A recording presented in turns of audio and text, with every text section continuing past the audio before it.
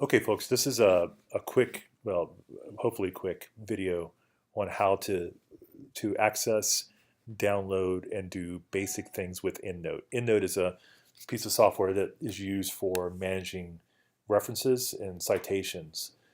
It actually has the ability to do a database management of your overall citations as exported through something like EBSCOhost, library databases, and that sort of thing. It also has the ability to connect with Microsoft Word and be able to make a connection between the document that you're writing and the database that you're managing in EndNote. So you've got lots of different things you can do here. So as it is right now, I'm sitting on the library's website, and you can actually see this up here in it's library.edu/library/endnote. There's faculty, staff, and online students in online Liberty Online on the left-hand side. On the right-hand side, it says Access EndNote Web. It's a little confusing in this respect, and I'm not going to be difficult about this at all. But if you look on the right, it just says you must be on campus to set up your EndNote Web account. Yep, and you can do that from actually within this one over here, this EndNote X8. X8 is the downloaded app that you would put, a piece of software that you put on your Macintosh or your PC Windows-based machine. Those are right here, both of those links. You would just click the link, download and install. It's somewhere around 60 to 80 megabytes, something like that. So it's probably best to do it at Liberty. Once you've done that, you could actually set it up with an online account for EndNote Web. The advantage to EndNote Web is that it allows you to do it allows you to keep an online database that you can sync up with your database being stored on your laptop or your desktop computer or even your tablet. And you basically keep all those in sync, and you can collaborate much more easily with other people. So you can share your citations, and they can contribute to the same lists. All right, so that's where we are. So let me just show you really quickly some of the basic things you can do. I'm sitting over here on the library website. I've done a search on math instruction and technology. I'm going to add some. This is on EBSCOhost. This is Education Research Complete if you wanted to try to duplicate the same thing or replicate what I'm doing. So I'm going to click the Add to Folder. I'm going to add these three top listings. And then I'm going to go over here to my folder view. And as I'm doing that, you can please note that on the right-hand side, it's a little slow internet connection, but on the right-hand side, it's going to show that you can export it, you can save it, you can print it, and you can share it by emailing it. Here are the four options right over here on the right. The print is fine, but it prints everything out immediately. The email is actually really good for sending the PDF documents to your email address. That's actually a nice little tip there. So I sometimes do that. Just note that it creates a citation and attaches these big PDF documents to email and sends them to you. And so if you have 20 references, it will send you 20 individual emails. Save as a file, just exports it out to your desktop. And then the export is what we're going to do. So I'm going to come over here, select all three of those, hit export.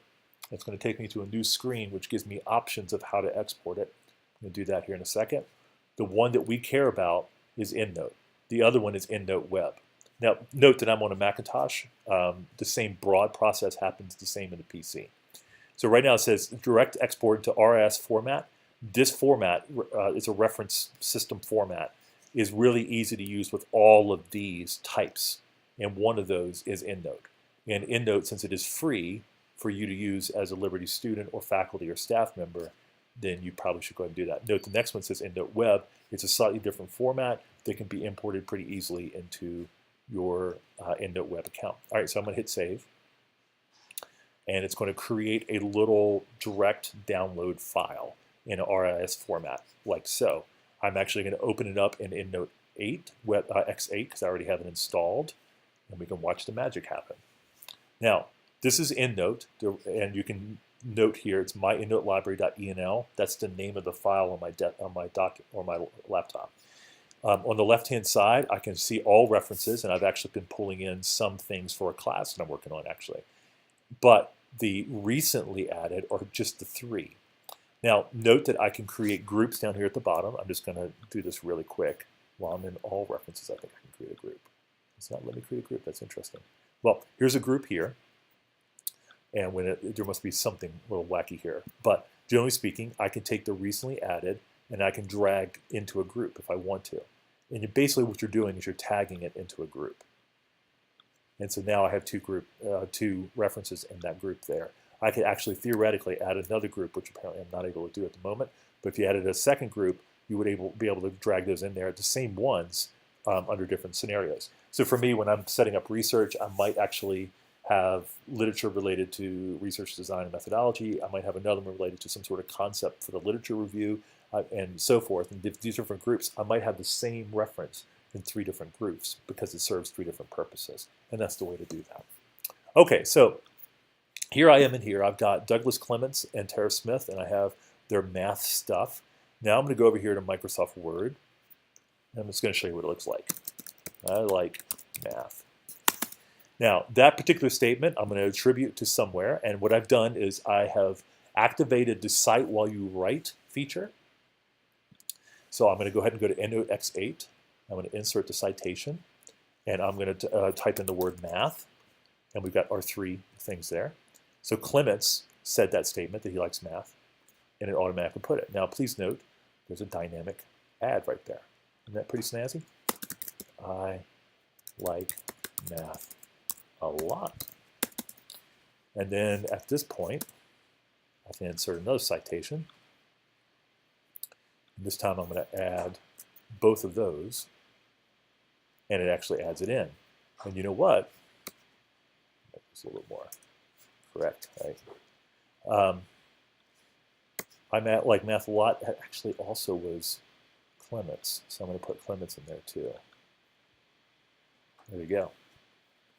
So that all works. And so now it actually automatically manages the reference list below. It's a dynamic management. Now you may be looking at it going, well, the math, science, and technology in early grades is supposed to have lowercase letters if you're on the right. That's where you go and change it with an EndNote. EndNote can't. You can, but you have to kind of go through the hoops to do it. But I would say EndNote gets you 95% of the way there. What this does is it doesn't get you completely there, but it allows you to easily manage it so that you can get fully there later. So these particular citations I would have to manage in the database itself, and I could actually even change it, if you'll note, like so, and just change it within that particular entry. And so there it is. It's already changed. And it's showing me, by the way, APA 6th right here below. Now, the other cool thing is if I have a 20, 30, 40-page paper and I've got a huge list of dynamically generated reference lists at the bottom, and then I go, you know what? This is not true. I just need to pull that out. And then it's going to automatically reduce it for me. The magic happened. So what it's doing is it's dynamically managing my citations. And it's what I often tell my students is the monkey work. There's no reason for you to spend a lot of time trying to figure out if Clements and Sarama, their particular piece is still of relevance as you're reducing your paper down for publication, or as you're managing a dissertation, or if you're managing a thesis, or even just a large written paper for a class or whatever you're doing. There's no reason for you to have to go through that particular part of it. It's better for you to spend your time on thinking through. So that's what we're doing. The other things on here, you can manage things. You can actually change the style if you wanted to pretty easily. And if you actually manage the entire thing using EndNote, if you wrote it in APA, but then, and this happened to me once, you needed to do it in Chicago and submit it in Chicago style, then it's as easy as making a couple of adjustments quickly to the document. It's like a 2-minute change, which really helps quite a bit. All right, so that's it. That's the entire EndNote introduction. Hope you have fun with it. Thanks.